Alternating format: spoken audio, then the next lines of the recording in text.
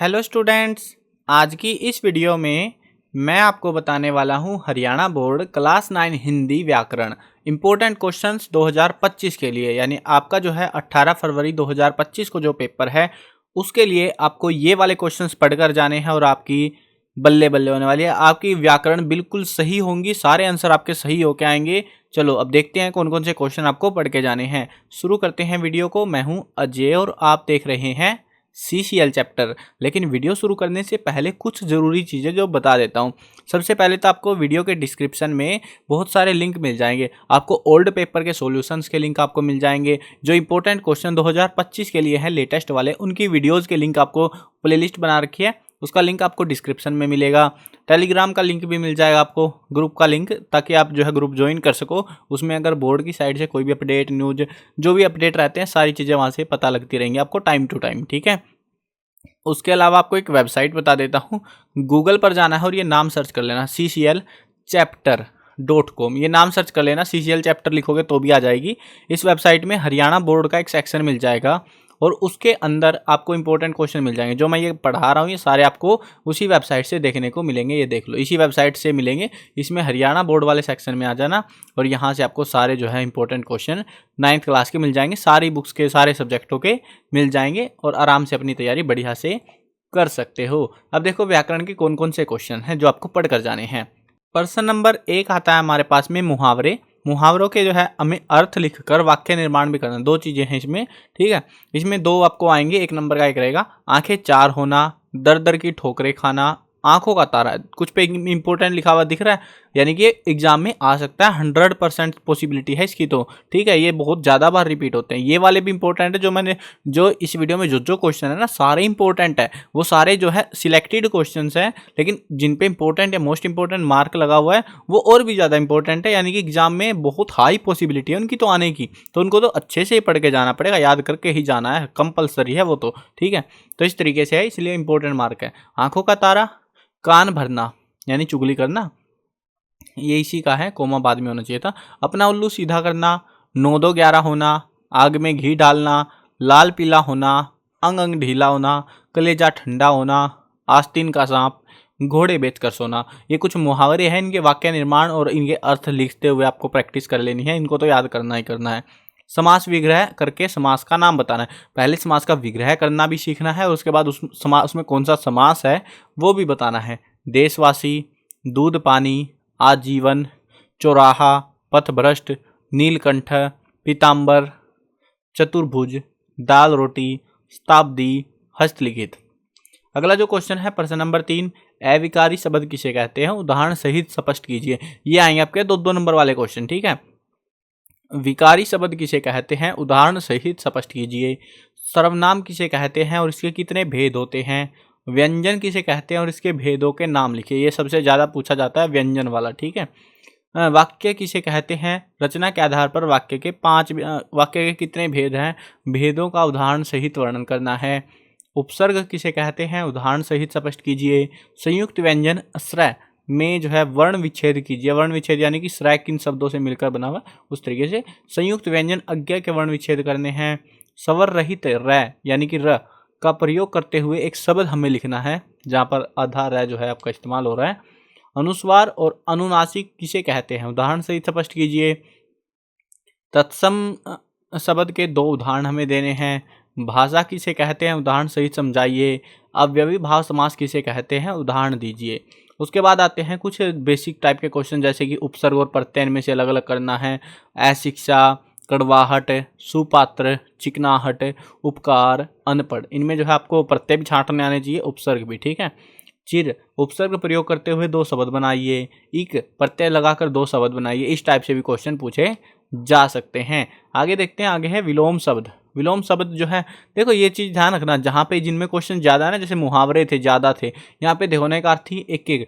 तत्सम शब्द रूप लिखिए, जैसे दही कान, बस 2 ही है एग्जाम में, यानी कि बहुत कम चांस है एग्जाम में, क्योंकि व्याकरण में तुम्हें बताता हूँ, व्याकरण में बहुत सारे टॉपिक हैं, लेकिन ये नहीं होता कि सारे टॉपिकों में से क्वेश्चन आएंगे, ठीक है। जैसे तत्सम शब्द अभी तक एक ही बार एग्जाम में आया, ज़्यादा बार आया नहीं है, तो ये ध्यान रखने वाली बात है कि तत्सम शब्दों पे ध्यान नहीं देना है या फिर उसको इग्नोर कर सकते हो। अनेकार्थी शब्द लिखने हैं। कर, कल, कक्ष, अंक। पर्यायवाची दो दो लिखने आपको, अंबर, भगवान, ईश्वर, राजा, सूर्य और घर। घर वाला बहुत बार आ चुका है, तो ये जो है आपको कुछ पर्यायवाची प्रैक्टिस कर लेने, एक्स्ट्रा भी पढ़ के जाना बट इनको जरूर कंसीडर करना, ठीक है। आगे बढ़ते हैं, आगे आते हैं अलंकार। अलंकारों के नाम लिखने हैं, कौन सा अलंकार है इस पंक्ति में। सजना है मुझे सजना के लिए, अलंकार छांट लो। कांटेदार कुरूप खड़े हैं, और सरसों की ना पूछो हो गई सबसे सयानी। मैया मैं तो चंदर खिलौना ले हो, सुरभित सुंदर सुंदर सुगध सुमन तुझ पर खिलते हैं, इसमें तो अनुप्रास अलंकार है 100%। हाय फूल सी कोमल बच्ची, कहे कवि बेनी बेनी बयाल की चुराई लीन्ही, रघुपति राघव राजा राम, इसमें भी अनुप्रास अलंकार है। हरिपद कोमल कमल से, आए महंत वसंत, काली घटा का घमंड घटा, कुछ डबल पंक्तियों में भी दिए जा सकते हैं, जैसे है निंदिया जिसकी यश धारा सी, बहती है अब भी नीरस वासर, मुदित महीपति मंदिर आए, सेवक सचिव सुमंत बुलाए, इसमें भी अनुप्रास लग रहा है मुझे इस वाले में। हनुमान की पूंछ को लग ना पाई आग, लंका सिगरी जल गई, गए निशाचर भाग, चांदी की सी उजली जाली, हसमुख हरियाली हिम आतप। तो इस टाइप से जो आपको इनको अलंकारों की प्रैक्टिस कर लेनी है, इन क्वेश्चंस में से एग्जाम में रिपीटेड देखने को मिल सकते हैं। अब आ जाओ सबसे इंपॉर्टेंट टॉपिक, वो है आपका निबंध। निबंध बहुत सारे बच्चों को पता ही नहीं भाई क्या क्या पढ़ के जाना है। आपको एग्जाम में 5 निबंध मिलेंगे, उनमें से एक निबंध आपको करना है।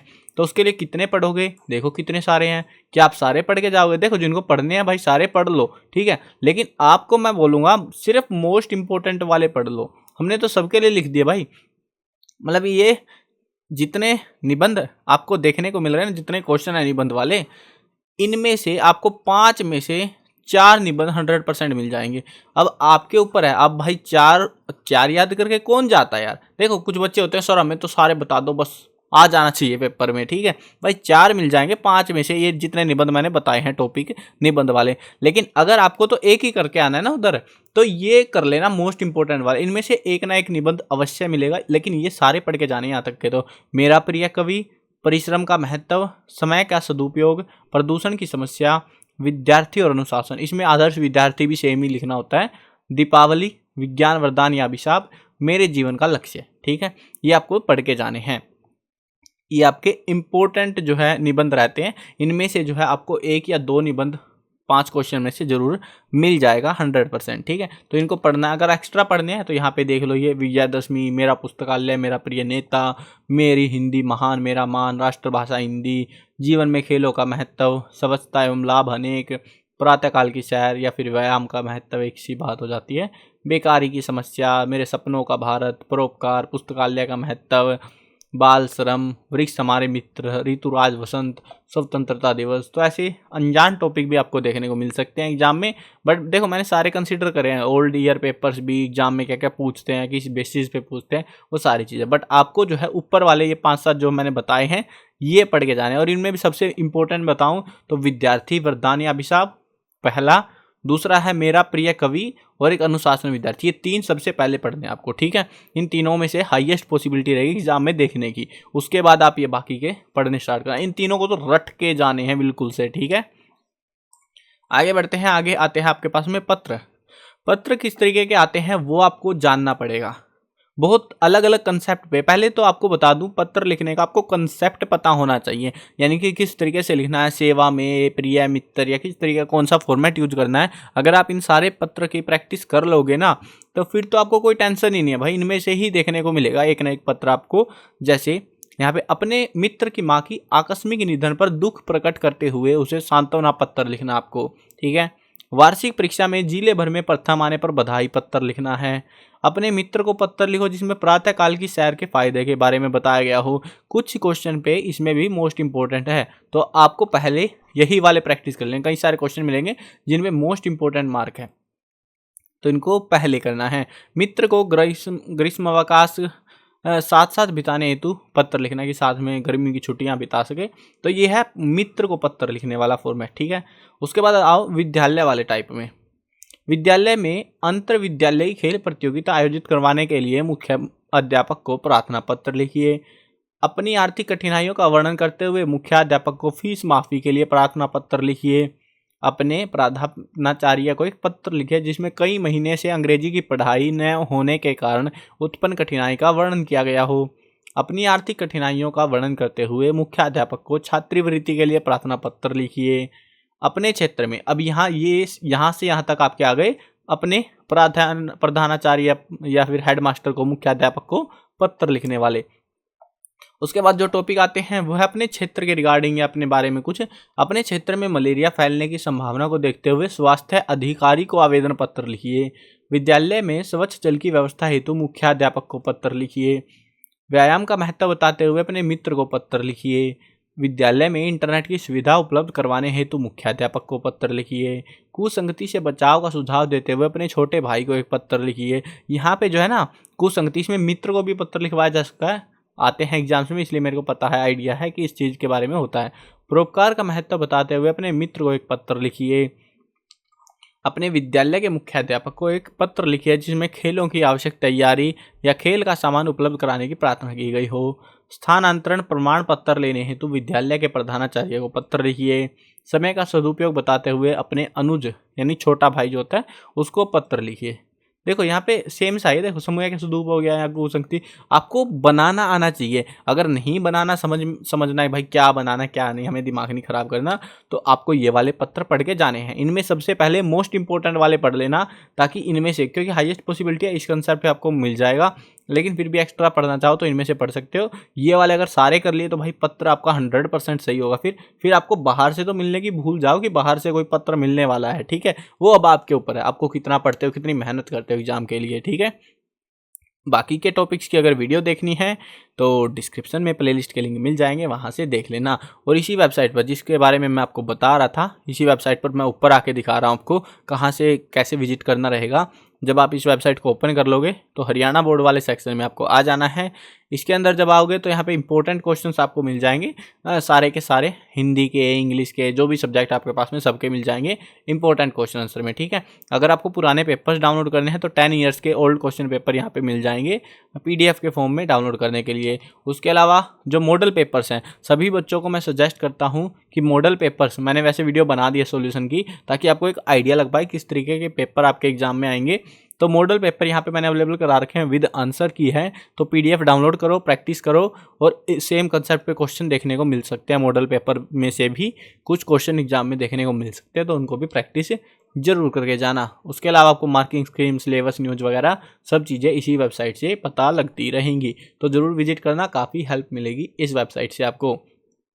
मिलते हैं नई वीडियो में, और हाँ, तुमने सब्सक्राइब नहीं किया यार अभी तक, सब्सक्राइब भी कर लो। मिलते हैं नई वीडियो में, बाय बाय।